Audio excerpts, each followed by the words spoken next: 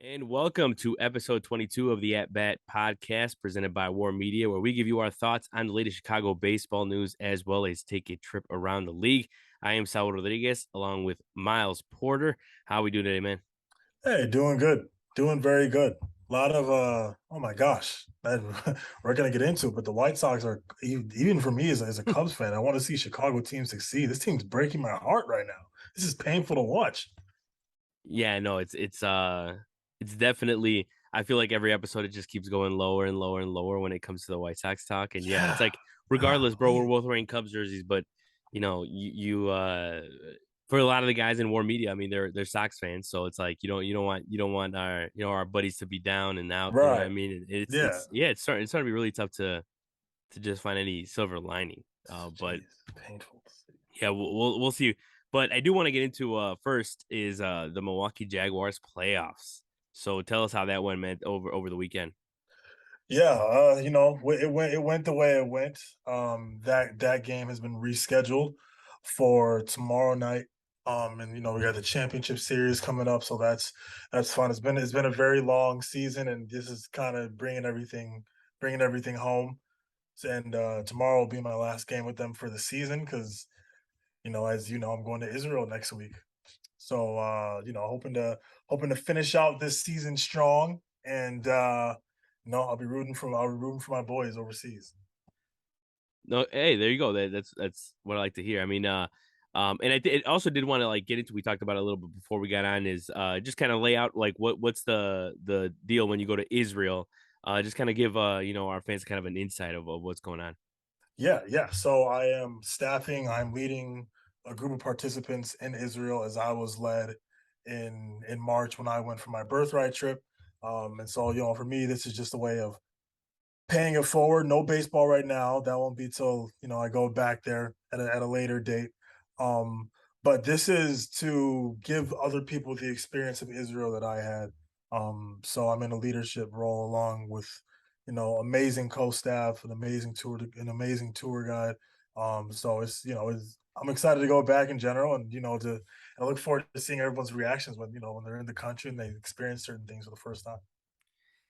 That's pretty awesome, man. And that's what, yeah. I mean, always when you can give back in some way to somebody that or like do what somebody did for you, that's pretty awesome. So, Yeah. I and also I wanted to know too, like the process of the So obviously, as the World Baseball Classic inches closer, it's in March next year, but Yeah. how does that process work in like of like qualifying for the team or making it on the roster? Like, how does that work for you personally? And like, how does the how did the team go about qualifying for the World Baseball Classic to begin with? Because I was kind of wondering, as much as like I watched the World Baseball Classic, like Yeah. the qualifying process is different. I feel like compared to like other sports, like I'll pay attention to the soccer, like the World Mhm. Cup qualifying, or like I don't know, like Champions League qualifying and stuff. It's different, obviously. Yeah. So yeah, can you just like give us a little bit of an insight overall for you personally and the team?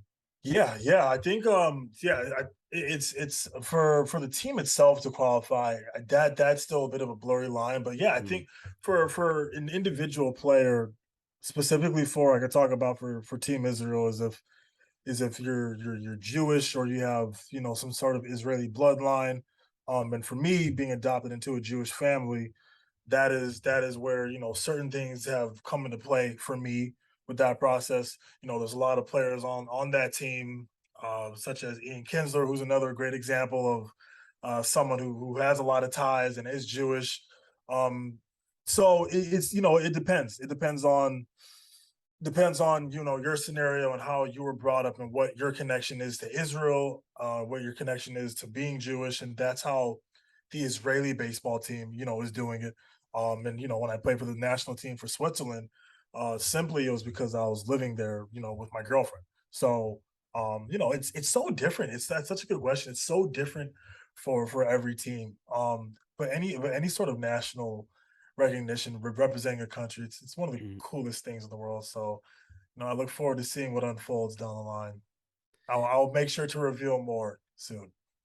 No, yeah, it's pretty awesome, man. I like it. I think I've said it before too. It's like we got to have those vlogs. You know what I'm saying? With you and any type of footage you can get from at least even next week. It doesn't matter. Any type of footage, Oh my we could gosh. add to the episode and kind of have like a because you won't be here for next episode, so like maybe have like a segment at the end. We'll see what Miles is doing. I'll And send in a little update. yeah, yeah. But yeah, it's pretty cool. And like, yeah, I have looked at like I have been keeping up with the rosters for the World Baseball Classic, and just Yeah. obviously we know how loaded the U.S. is now. Hmm. With like guys like Pete Alonso and Mookie Betts Yeah.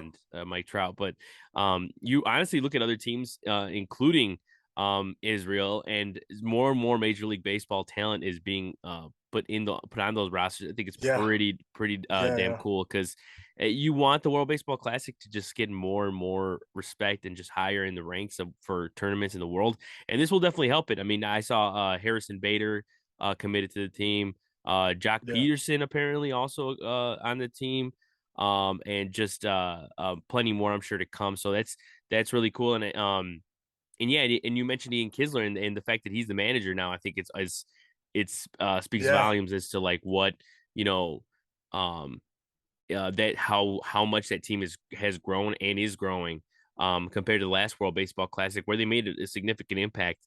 Um, Yeah. because Yeah. because it's funny, dude. Like you tell people like, oh yeah, Israel. Like you tell I was telling people like who qualifies for the World Baseball Classic, and Israel comes up and they're like, Israel plays baseball. I'm like, bro, yeah, like yes, like and you Yeah. want to yeah, Yeah. and you want to know how they play baseball. Just watch highlights of the World Baseball Classic from 2017. You'll They find ball. out They these dudes can ball. ball. Yeah. Same thing So with Germany. Same thing with yeah, Switzerland. Places that people are. right, You think exactly. that there's no baseball there? Hmm. Oh, there's some Yeah. great baseball out there. A buddy of mine who I played with on the Swiss national team, Hmm. he got drafted to the Marlins. So it's one of those things where it's like, hey man, this there's talent for baseball everywhere, and I think that's what I love about the World Baseball Classic, that it showcases all these guys are able to play in the major leagues. They're able to play on a team and be signed somewhere. It's just a matter of opportunity being seen at the right time.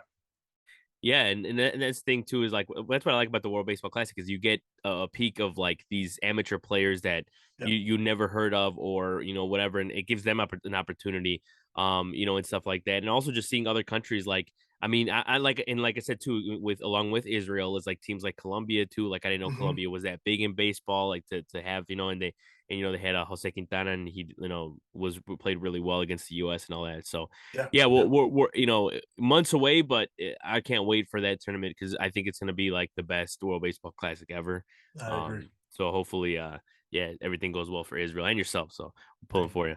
All right, so we'll shift over to Chicago, our region, and talk about. We got to lead off with the White Sox because there's a lot to kind of delve in on there. With just what honestly, like as much as I said like every episode it's been going, in a downward trajectory. Even more so this week. I mean, it was just one of the more disappointing weeks.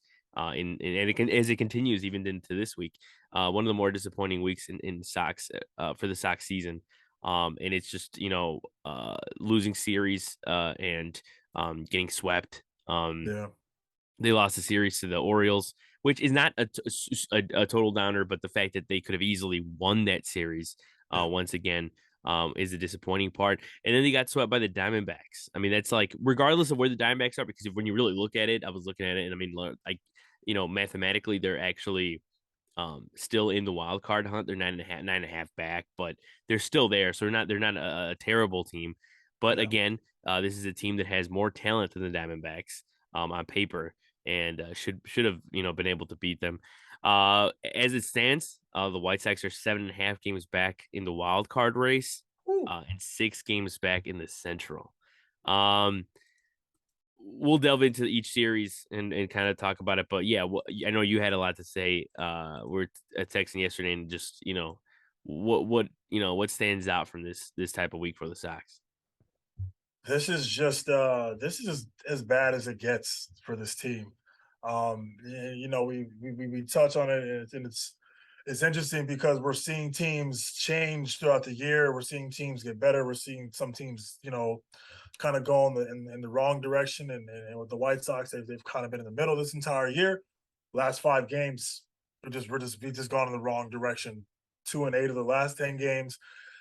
This is as bad as it can possibly get. You have all this going on along with players getting injured, players not performing well, issues with hustling. Sometimes this team just looks beat before they even go out there, and it's just sad. It's really sad to see. So I can only imagine how frustrated White Sox fans really are because prior to this, what is their core group, the Sox were struggling for years before that as well. So to kind of have this skid and falling off of the face of the earth right now, that's really unfortunate. That's really unfortunate for this baseball team because regardless of how terrible this season has been, I think that this is still a very talented team.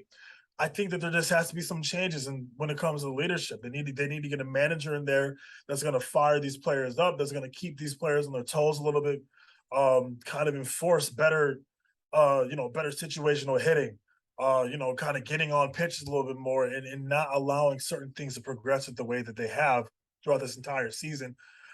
I believe that can be a huge difference maker. Now, I think there's going to be a lot of things that they're going to have to address in the offseason in terms of management, in terms of different things going on with different players who may be on the back end of their careers with the White Sox. Lots to talk about. There's a lot to fix. I don't want to say just chalk up this season. You still got September to play. But this is a season that you got to learn from. Tony La Russa, I think he's a great manager, a great guy. Right now, he's just not the answer. He's not the answer. He's not the spark that they need. Obviously, the players are going out there and playing. It's not La Russa. It's not just him. A lot of these players are underperforming, but there has to be some sort of change to really fire these guys up going forward. Yeah, and I think that's another thing too is like the when people talk about the things that have gone wrong this season, yeah, it has a little bit to do with everything when it comes to the managing, the injuries and stuff like that. Like, but when it comes down to it, I think the most or the biggest thing that stands out to me is the inconsistent play. It's the players, right? It's like the Yohan Moncada is like, regardless, a lot of injuries have happened. We get it, but everyone has injuries. But when you play, if you're not playing up to the standards, of what you're expected, and what you've done before, it's obviously gonna bite you. And I think that's some of the things that have gone wrong for the Sox.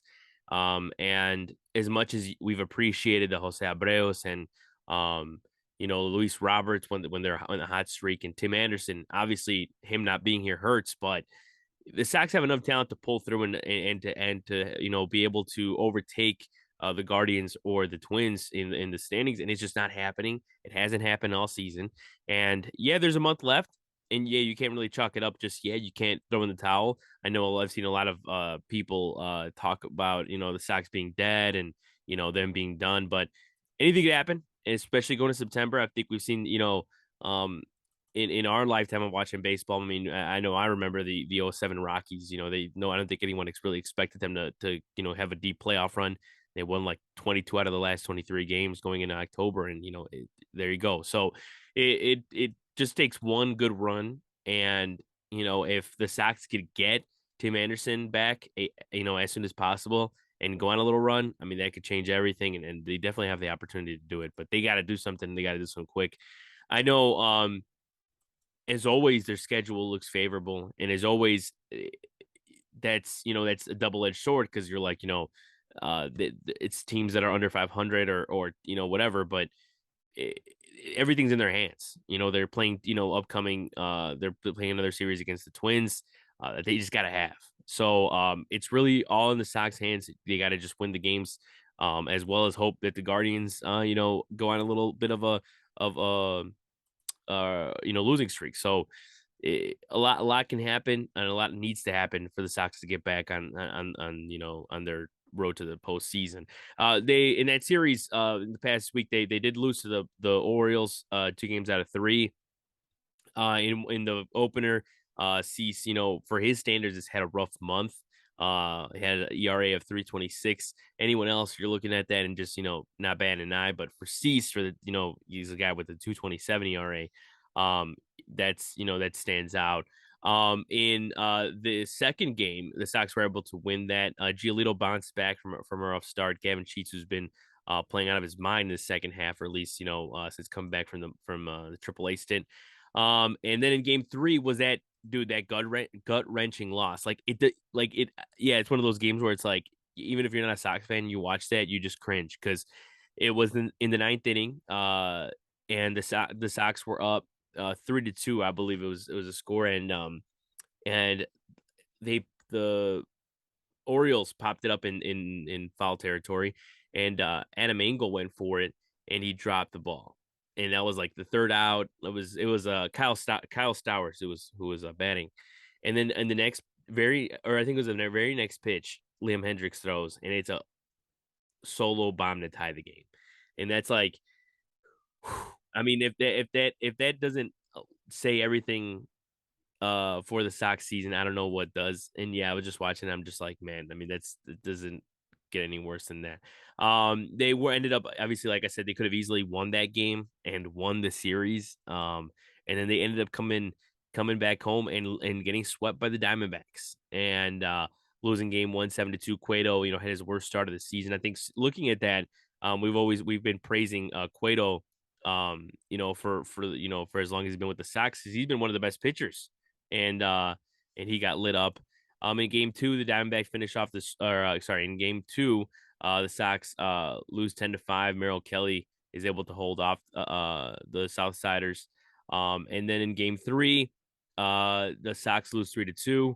As Dylan Cease goes 8 innings, gives up 2 runs, but it is not enough.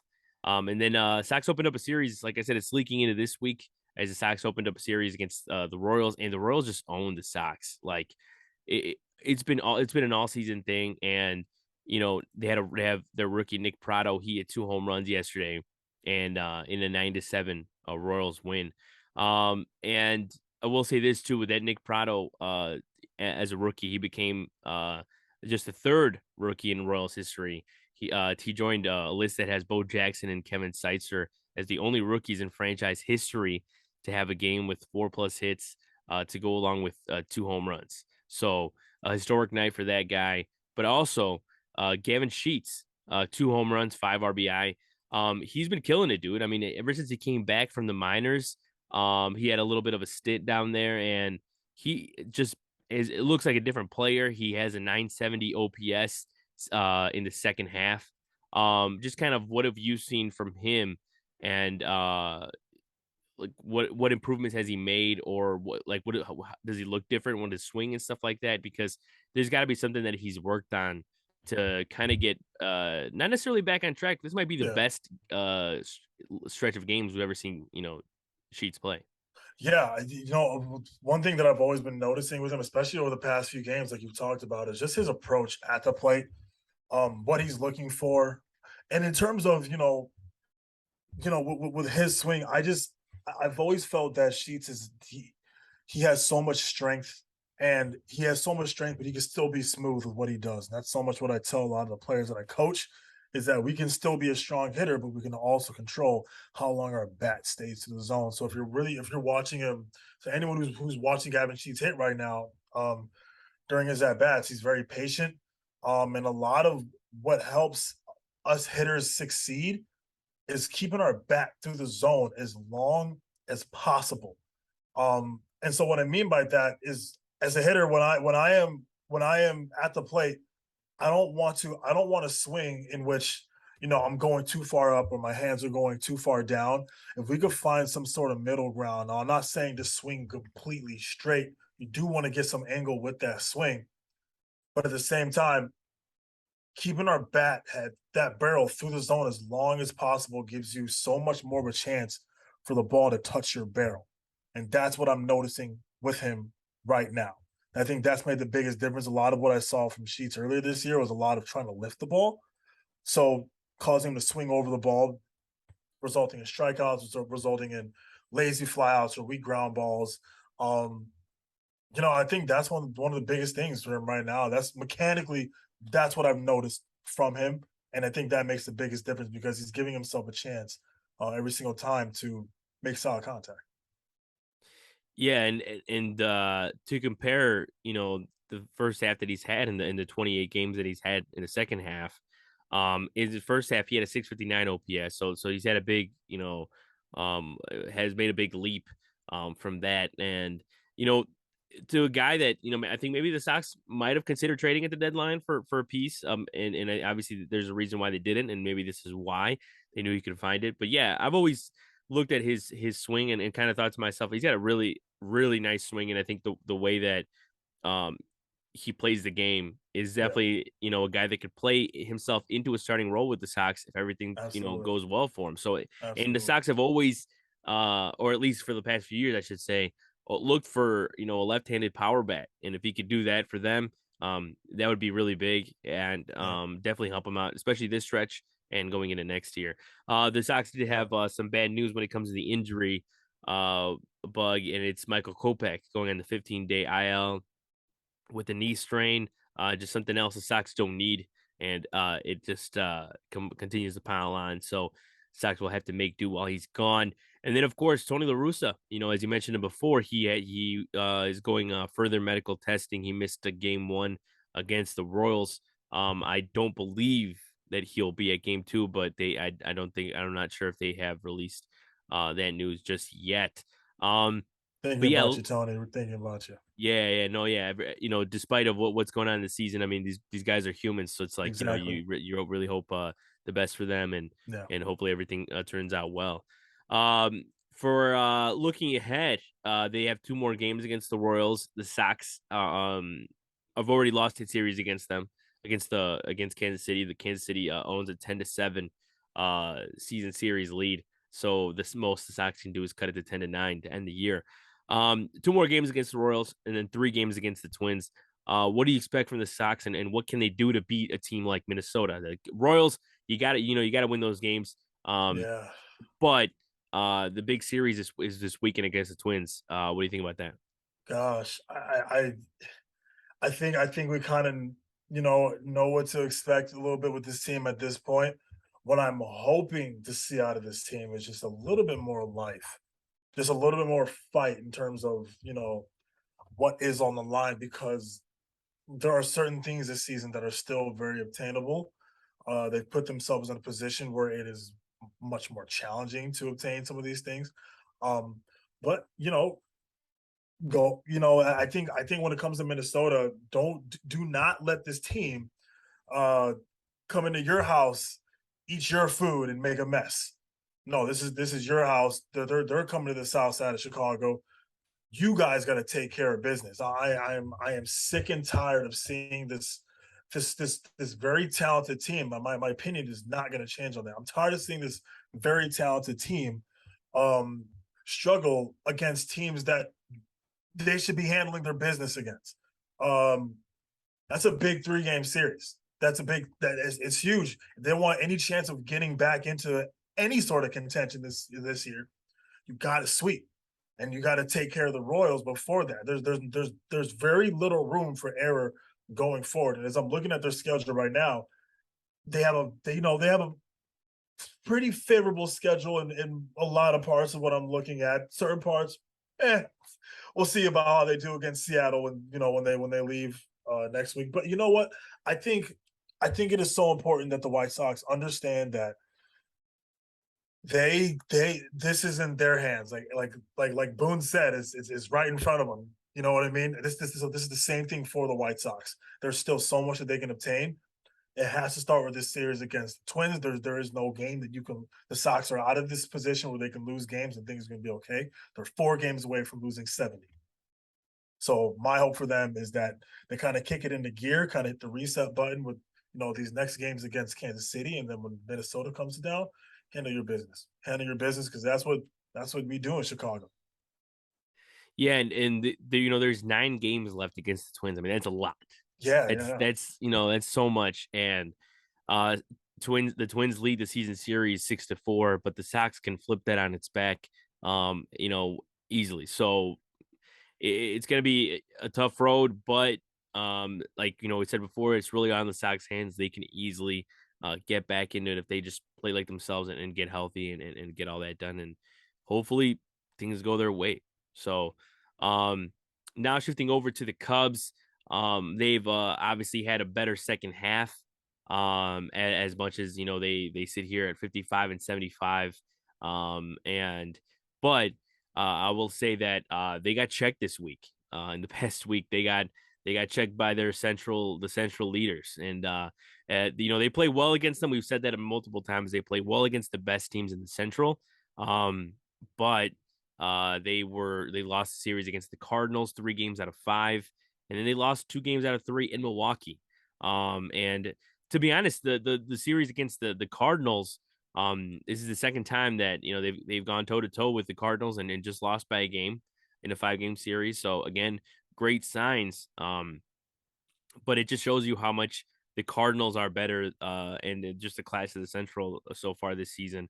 And in that series, we saw a great debut by Javier Assad, the Mexican right-hander, and he was able to beat Wainwright. He went 4 strong innings in his debut.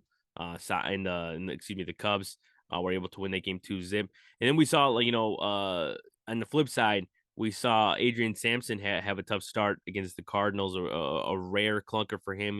13-3 loss for the Cubs, and then in the finale when it was 2 games apiece, Goldschmidt really showed why he's the NL MVP. Man, I mean, he is as good as it gets.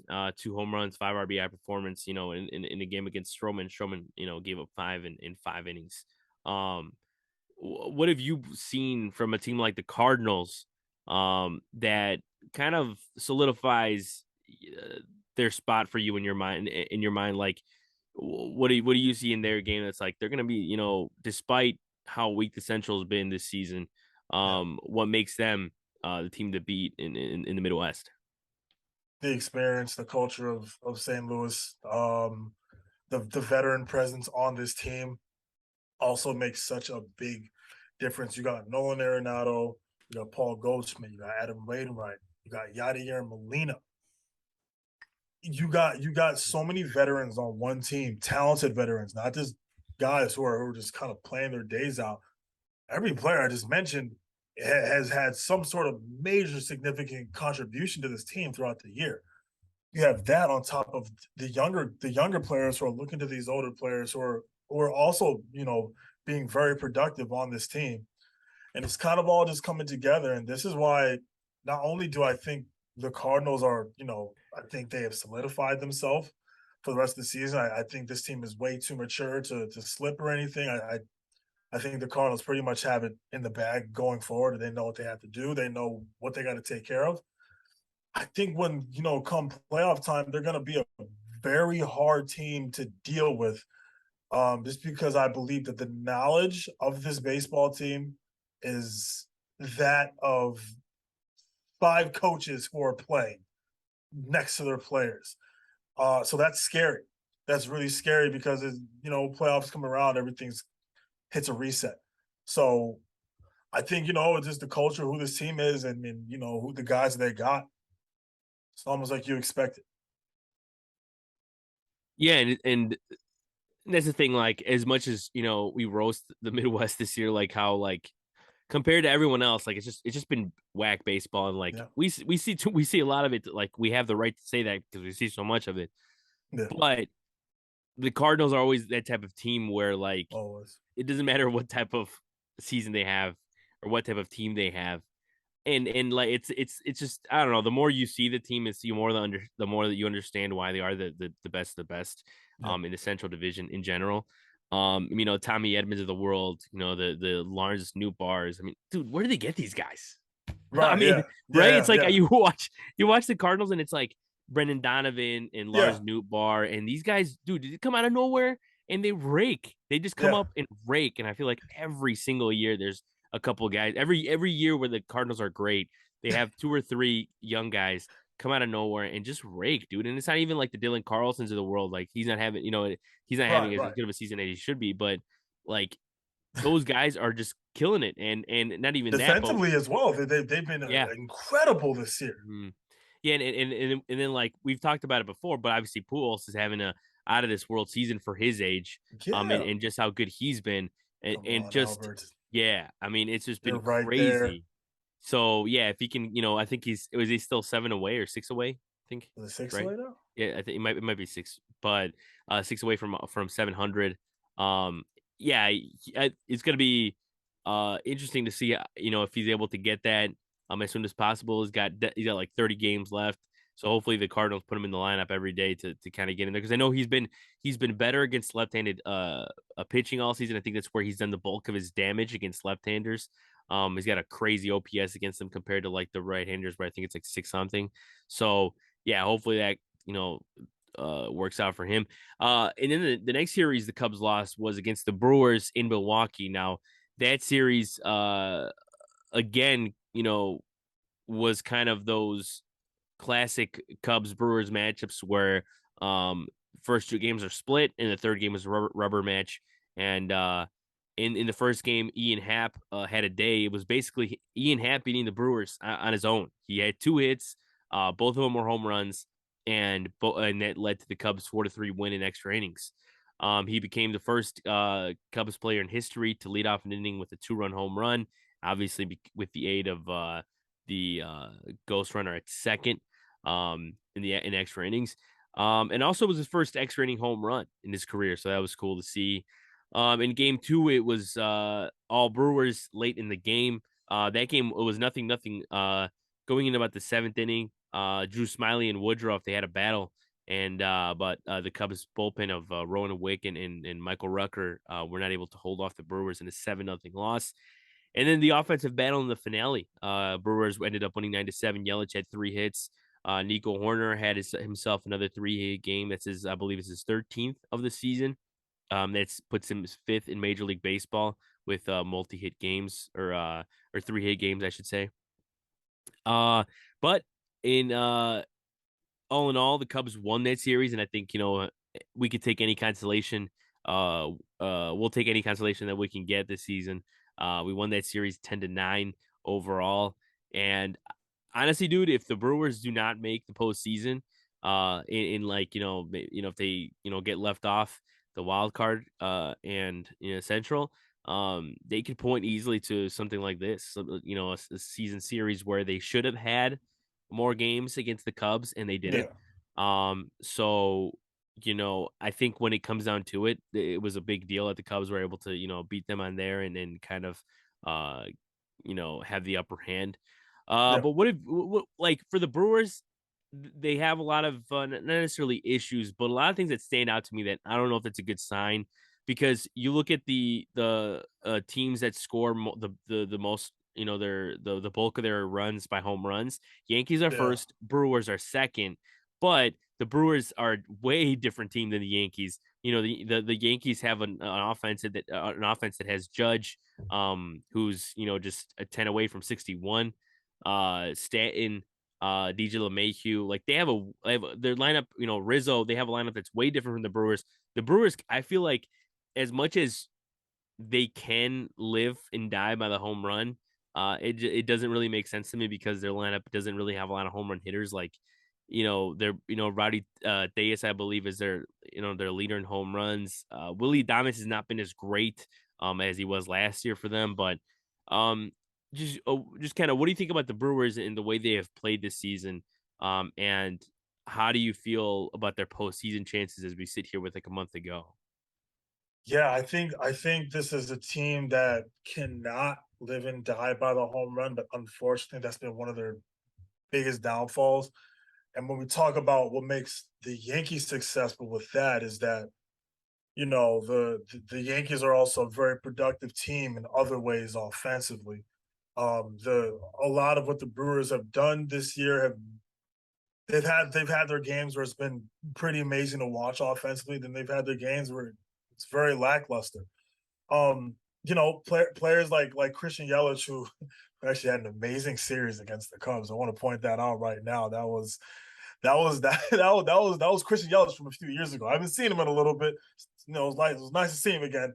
That was very scary to watch. I think it is kind of like series like that where if the Brewers are kind of a better situational hitting team, I think that would help them in many ways. Um, and what I mean is in situational hitting is that they come through it in different moments. It's one thing to hit a solo home run, but it's also another thing to hit a go ahead home run later in the game. It's one thing to have Christian Yelich back to his old form, which is kind of one of the staple pieces of the Milwaukee Brewers. For him to have the tough time that he's been having, I think that has kind of thrown off their entire offensive strategy throughout the years. I do. So much of the offense has been built around him, with him falling off a little bit and struggling, which I don't think is going to last forever. I think he's going to slowly start to come out of it. I just think this has just been a tough few years for him. I think he's way too mature, way too smart of a hitter to continue this. I think there's many things that we could point to with this ball club, but I think it's just be a better overall hitting team. I think that'll help them for sure.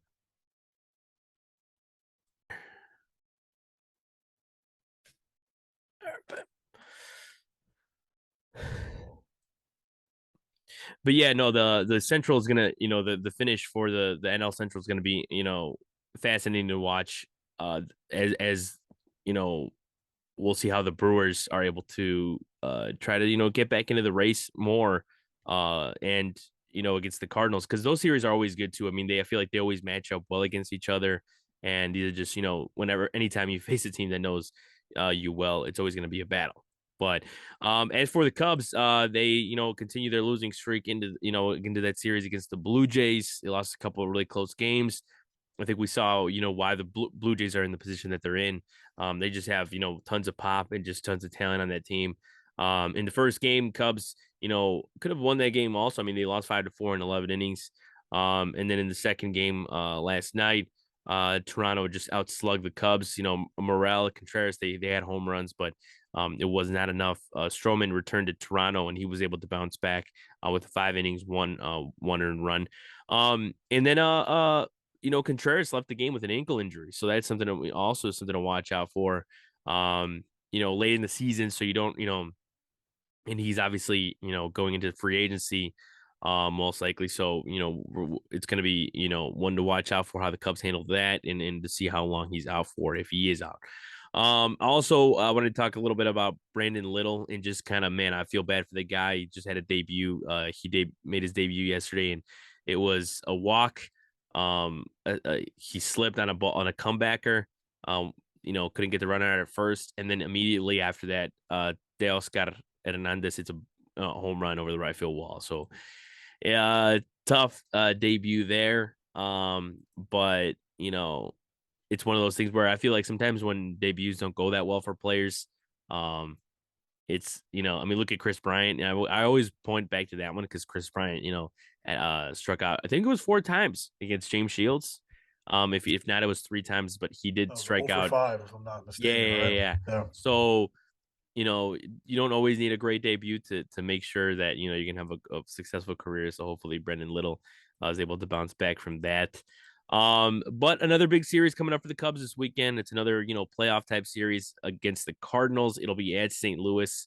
So hopefully they're able to uh hang with them again. And the pitching's, for the Cubs has been there for the second half, and they've, again, like I said, have been playing very competitively in the second half. And already have 20 wins in the second half. So if they can just continue that into September, it'll mean a lot to, as Nico Hoerner said, to free agents and stuff like that. So hopefully the Cubs can continue to rattle off some more wins. We'll now move on to the rest of Major League Baseball. Before we go, wanted to talk a little bit about Julio Rodriguez, and just like how he's just taken the baseball world by storm. He's a 2020 guy, 20 home runs, 20 stolen bases, which I think in this day and age is like, you know, kind of like, as rare as it gets. And not only that, but he's the first. It's the first time since 2002 that that the Mariners have a guy 2020, and he also got an extension. And I believe it was 12 years. It's a contract that can go up to 400 mil, but I think it starts at 210. Um, but yeah, it could just kind of like what are your thoughts on this guy, and what this extension means to him, and not only to the young guys in the game.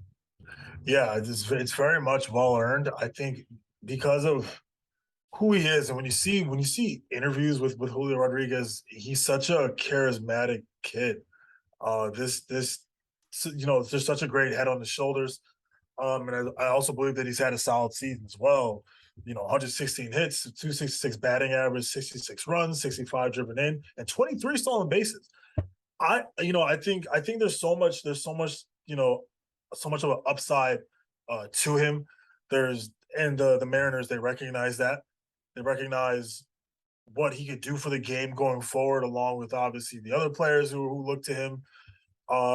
It's really good. It's really good for the game of baseball. And I think other young players who are in his position or will be in his position in a year or two, they can look to him and be like, you know what, if I have a good head on my shoulders, if I stay positive, I go out there and hustle and play hard every day, good things will happen and good fortune can come to me. So that's what I believe you know, has happened to Julio Rodriguez. I think there is I love his attitude. I love everything about how he plays. I said it from the beginning. I'll keep my eye on him. I remember I said at the beginning of the year.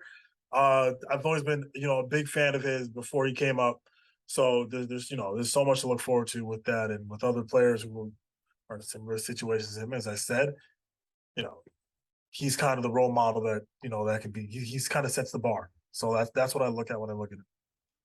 Yeah, and the coolest part too is just the fact that the kids. I mean, I think he's like 21, right? So it's like it's ridiculous. And then also, the team he's on, the Mariners. I mean, they're in the playoff hunt Yes. as much as I think we've ever seen. And they're Yeah. second in the wild card race. They're 71 and 58, Yeah. half a game up on the Blue Jays. They're second behind the Rays.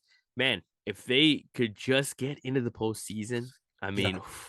not only Yeah. would that be game changing for them, but just like Seattle needs a playoff run, and if they can get it here, and you never know, man. It's like they made a deal for Luis Castillo, and people thought at the deadline, they're like, man, they're making this for no reason. Like, what's the point of doing this? They're just not, they're not going to be in the playoff hunt come, September. And look at where they're at, man. I mean, they made that deal for a reason. Yeah. And they Yeah. think that they think that if they can, just get in, they have guys like George Kirby, Logan Gilbert, Robbie Ray, if he can, find it, he obviously hasn't pitched up to his standards, his Cy Young standards.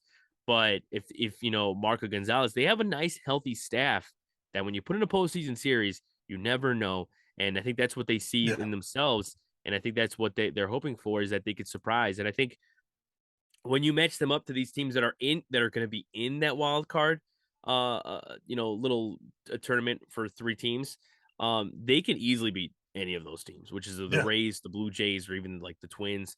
They Yep. can beat those teams, and I think that's the best part about it. And I think that most likely it's going to be the Astros that are win the one seed and are going to have a bye. And like if they put up, if they're able to make it through to that round into the division series, and it's Mariners Astros. Those are two teams that know each other very well now. Obviously, the Astros have been able to beat them in the season series over the years, but the Mariners know them pretty well. So if I'd rather face a team that I know well than a team I've never or that I haven't played in Absolutely. in a big series like that. Yeah. So hopefully everything turns out well and we're able to get a Mariners postseason run with Julio Rodriguez. Because that'll be great for baseball. And I think Yes. we're in the state of the game right now, especially with young players, and obviously with the Tatis thing and stuff like that. We really want just someone else to step up right now and just kind of like show the young guys that, hey, you know what, we still see you guys, and definitely we're pulling for you to do play the game the right way and do everything right. So Amen hopefully to that. Rodriguez stays on that path. And yeah, and I think another thing too was I saw Pedro Martinez on MLB Network give a cool little like speech to Rodriguez and kind of Yeah.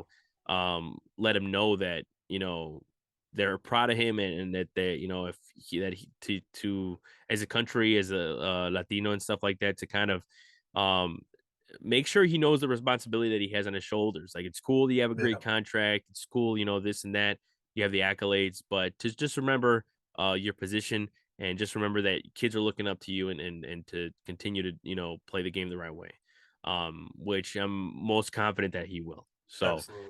um all right, but that's a good way to end things. And for episode 22 of the At Bat Baseball podcast presented by War Sheesh. Media. Yes, sir. 22, and we're almost near the end. We got another month left plus the postseason, so we'll be here every step of the way. And then, of course, Miles won't be here next week, but he'll be back on episode 24.